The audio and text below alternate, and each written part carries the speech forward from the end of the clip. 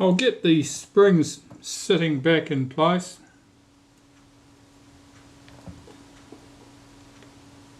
These springs look fairly similar to each other, but in practice they are not the same. So look closely at them before you take the camera apart. If you mix them up, nothing will work well. And this spring is a bit of an unusual shape, and I'm not sure whether that's because it was manufactured like that or whether somebody has modified it. Because unfortunately, particularly with odd shaped springs, people are inclined to look at them and think that they would be better if they were a different shape, and frequently of course that's not the case. So we've had little ratchet gears here, and I'm just making sure I get them around the right way. That's the bottom one, and that goes that way. I'm making sure that the teeth on these are both in good condition. That appears okay. Will that slip on there? I wouldn't say it was enthusiastic. Let's try this one. Yeah, this looks like it would. Okay, so we'll put that one on there, making sure I've got the ratchet teeth pointing the right way. And its mate goes on the opposite way, like that. And that went on without a fight. So that's a good sign. Right, getting the... I haven't done this part yet. I've put that there temporarily. Let's put some grease on there and fit that thing in place.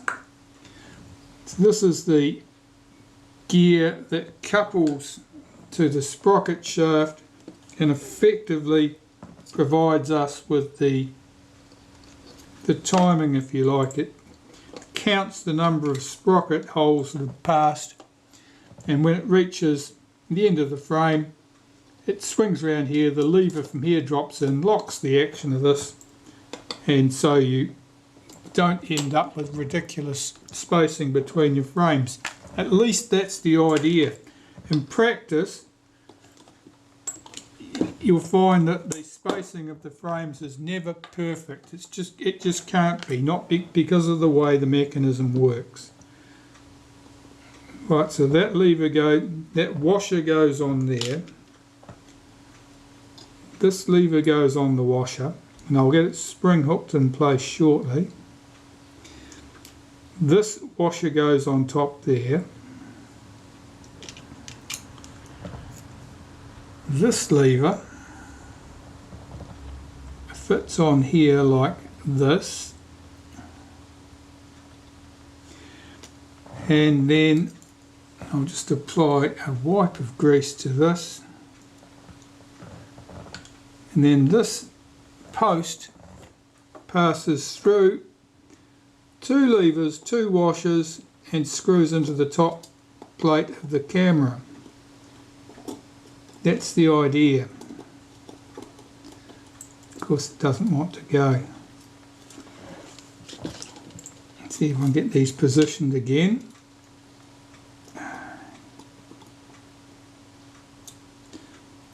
So the washer with the small hole goes on the top of the camera.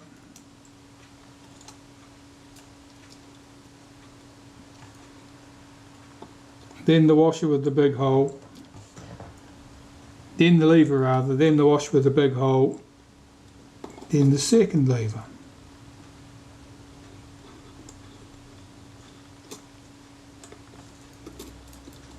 If everything works out nicely, the post will screw down well,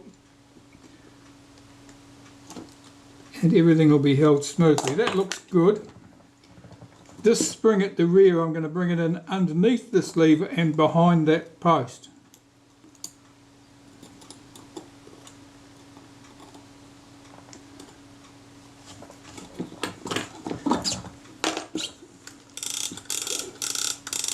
You can hear that ratchet. That's our rewind. When you turn the lever to the rewind position, it lifts this ratchet out of the way so you can roll this back. Otherwise it can only move in the forward direction. I'm just rolling the sprocket, the take-up spool with my thumb. At the other position, here, this spring has to come in under this arm and couples to there's a rivet underneath there, and it has to sit up into that rivet. So it pulls this arm forward. And this is usually awkward. But to make a liar of me, it went smoothly that time. That looks good. Now our cam here, I'll show you the action of that if I can. Yeah, as you see, as it rolls round, as the sprocket rolls round, you'll see it, the nose of this drops in and locks. And at that point you can press your film advance, but the film advance is, press your shutter release, the film advance is locked. When you press the shutter release, it swings this out of position and allows it to drop away, and then you can wind on to the next shot, and so on. It's moving smoothly. That should have no problem measuring that film. That looks very good. Alright, so that cam, I just want to apply some, I'm going to put some molybdenum paste on that cam surface.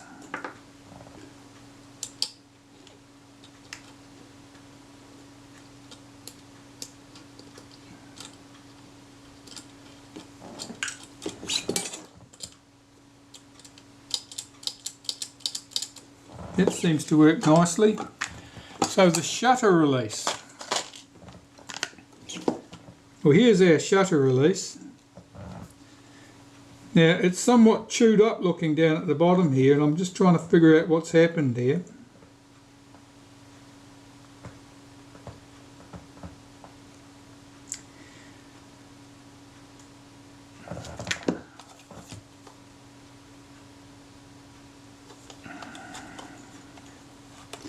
It may interact with the door, and if the shutter had been partly depressed and the door closed on it, that may cause a problem there.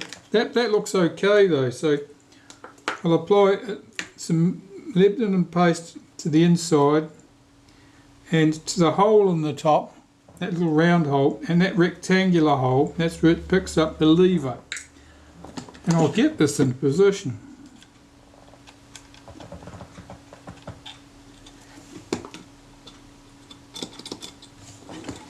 Alright, see how that works.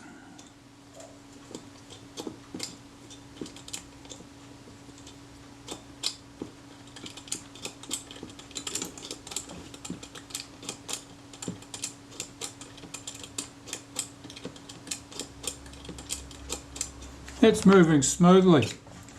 I don't expect I'll have any problem with that at all. Now, we can't go much further now without cleaning up this top cover. You can see it's very grimy, but I'm more concerned with the viewfinder here, so I've got to take this little internal cover over, which just clips into place. And then there's a leaf spring arrangement which holds the front and rear glass in position. You can see the state of that glass. There's not much seeing through that at the moment. That's disgusting. But apart from that, the top cover, there's nothing in it. So I've got to clean all this, get rid of all this crap from the outside and inside, come back, clean the glass and put the glass back in there. So I'm just going to do this with hot water, normal dish soap and an old toothbrush. Give it a good scrub, get rid of all that filth. Some of this is corrosion, that's not going to go away. Some of it's just dirt. We'll find out how bad it is once I start cleaning it. Well, that top's cleaned up fairly well, probably as well as could be expected. Now I'll see if I can get this glass all back in place. Now this rear glass is pretty much flat on one face, convex on the other. You want convex side inwards. This way it's pretty obvious how that goes. Now in an ideal world you'd get these three components together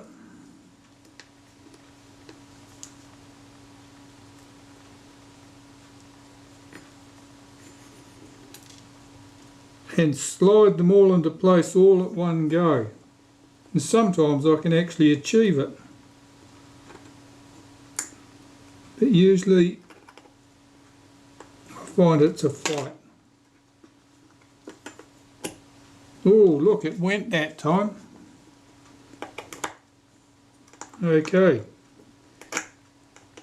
So I have my two pieces of glass in there, nice and clean. I've checked those very closely now to make sure I've got no fingerprints on them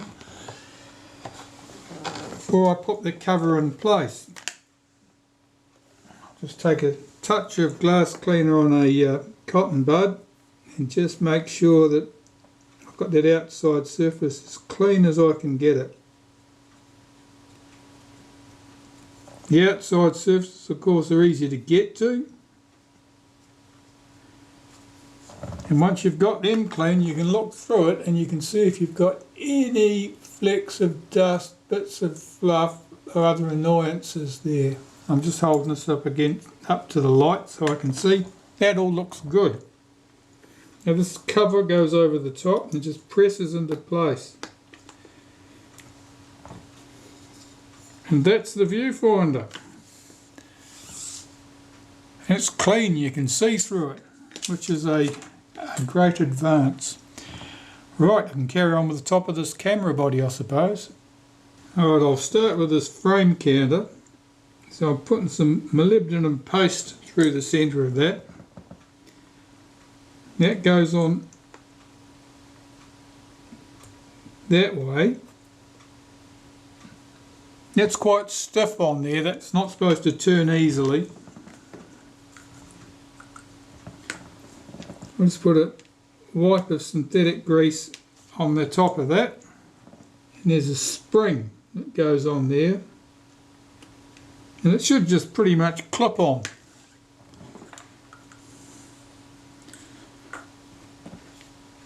I'm going to give a wipe of synthetic grease to the inside of that counter so that it'll turn on the shaft easily. Now we can start putting things together. I'm in frame just. Okay. So our frame counter goes here.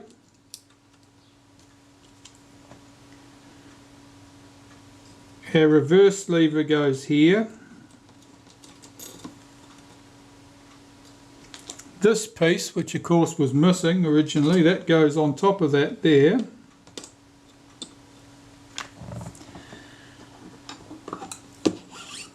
And now we've just got to get the top cover over it, which basically means I've got to get that lever through the slot at the back and get this over the top of the shutter release without disturbing things too much. Can it be done? Yeah, it sort of can be done. Let's take that off and see if I can feed that lever in.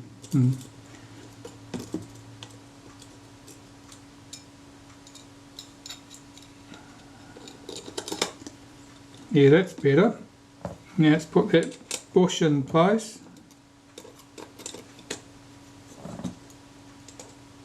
That looks like it's in place. Shutter release looks like it moves. Frame counter goes around and around. There are two screws.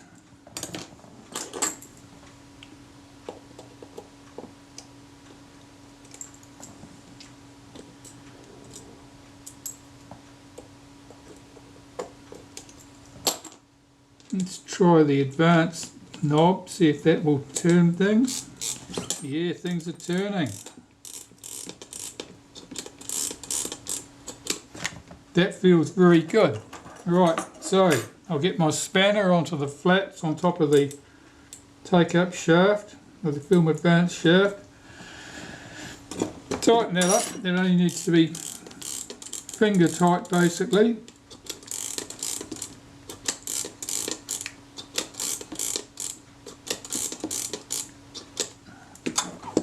that feels good.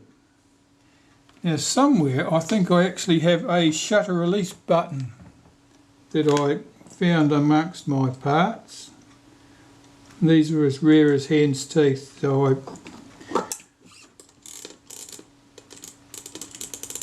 why is that not locking? That's not, my film advance isn't locking.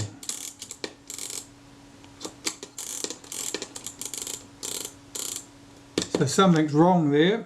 Let's have this apart again and find out what's going on.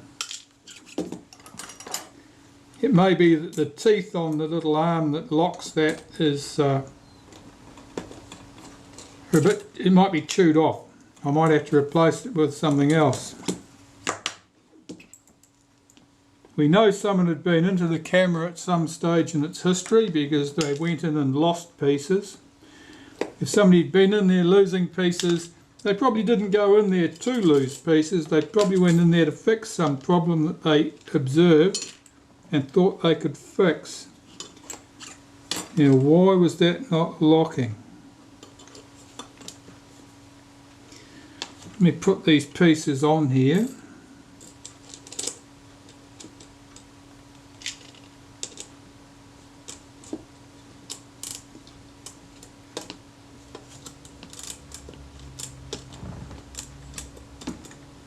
What's happening?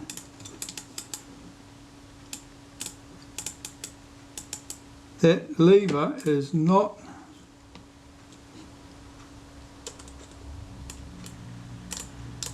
latching into place.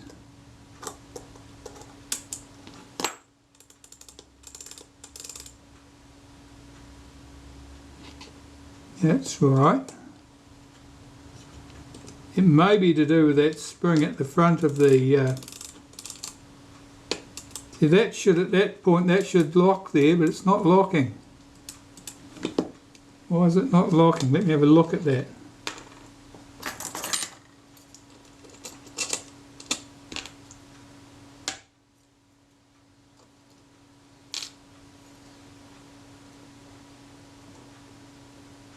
It's catching on something because it's locked in there firmly enough. There's no problem with the catch on that.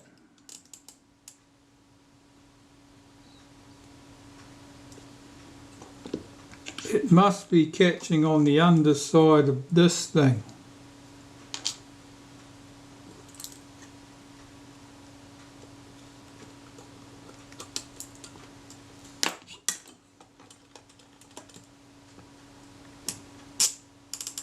It's sitting there. Why is it sitting there? That should be at that point. That should be pulled into hard contact with that gear. It's just skipping over the top.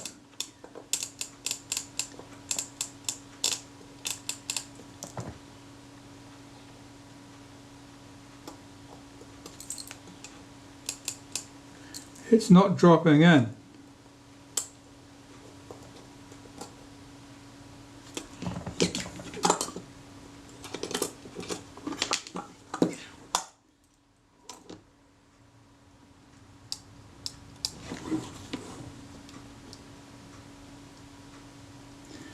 I think it's to do with the shape of that spring. I said it was a funny shape, but I think that's probably my answer. Alright, I'll have to replace that spring with one that I do like the look of. Okay, so we'll have that off, and I'll go through my parts and see if I can find one that looks normal. Back shortly. Okay, well, I'm racing against the clock now because it's the end of the day. I found a spring. This was the one that I took out of the camera. This is the spring that should have been there. It's quite different. And I think it's different enough that it'll make a difference to the way the thing works. So we shall see if I'm correct in that supposition.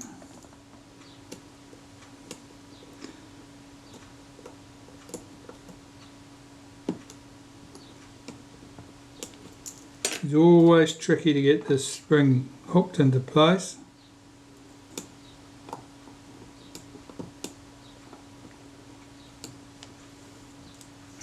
this is no exception to the rule. Right, that certainly appears to fling that lever over somewhat more positively. Let's put this on here, try this, see if there's any change in the way that thing works.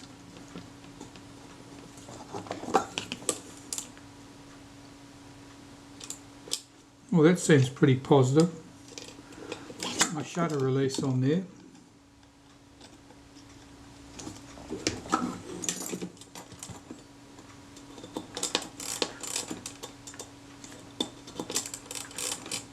Oh yeah, that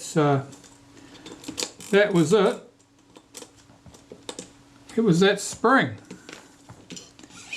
It just goes to show it doesn't take much to cause problems. Let's see if I can get this in position.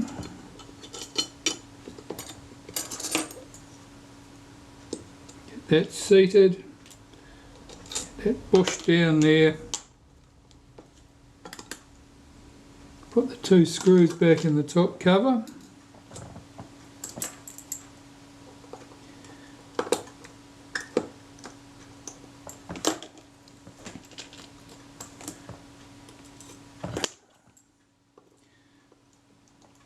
Oh, I don't suppose we'll ever know the exact sequence of events with this camera. What happened when and to who.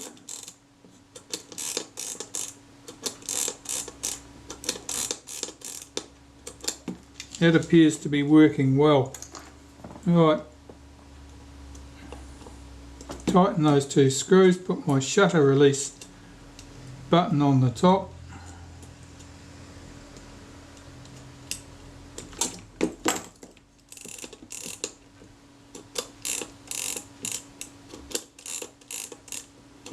Unlike the later Retinas, this model and the 11, they have additive counters, so they count up.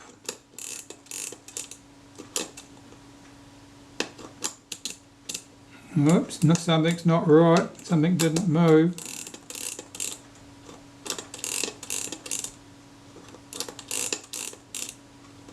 Sometimes it's hard to judge what's happening with these because you need to have the tension of the film on the sprocket to lock things in position. If there's no film in there to hold that stationary, it doesn't lock. And likewise, if you've got too much pressure on it with your thumb while you're trying to trick the camera, the release won't release correctly either. So I'm going to try a test film through there and make sure it moves test film correctly. But apart from that, that looks quite good. And I'll close up the bottom of the camera now, I think. Right, well, I've cleaned off my leatherette. I'll apply some adhesive.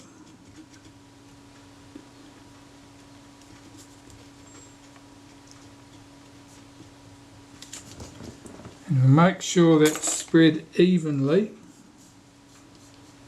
right to the edges.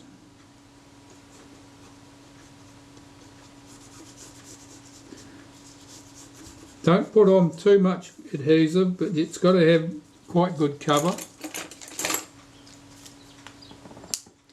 Short a bit there, I'll just add another little bit.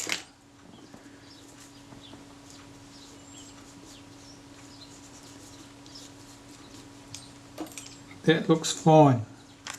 Now, one thing you can do is where the release button for the base for the front of the camera runs, you put a little wipe of grease around that. You'll find it'll stop the glue from sticking to that button, which is not a common problem, but can certainly happen if you've been over generous with your adhesive. Right, so that's our leather back in place. And I'll get that depth of field scale back on there, and that'll be good to go. I'll I've got 2 springs sitting there, but that's only because I've had spare parts out. Okay, so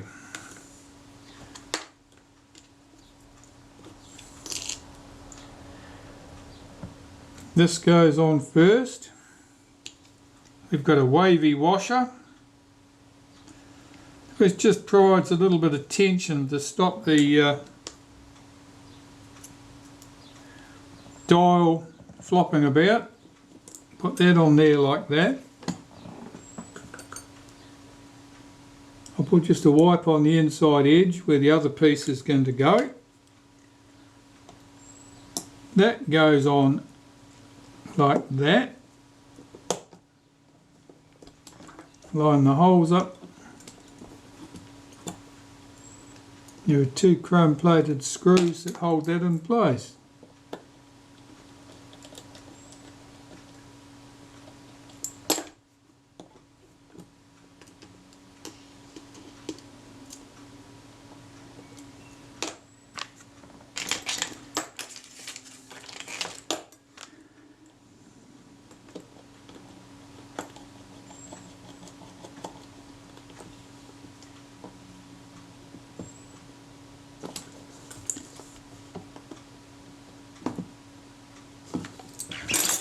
Right, that's that.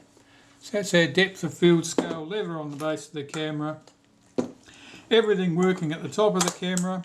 The camera now lacks some polish because it's still pretty brown rather than black, and it lacks the shutter. And I think I'll service the shutter next, and it won't be now because it's time for a beer.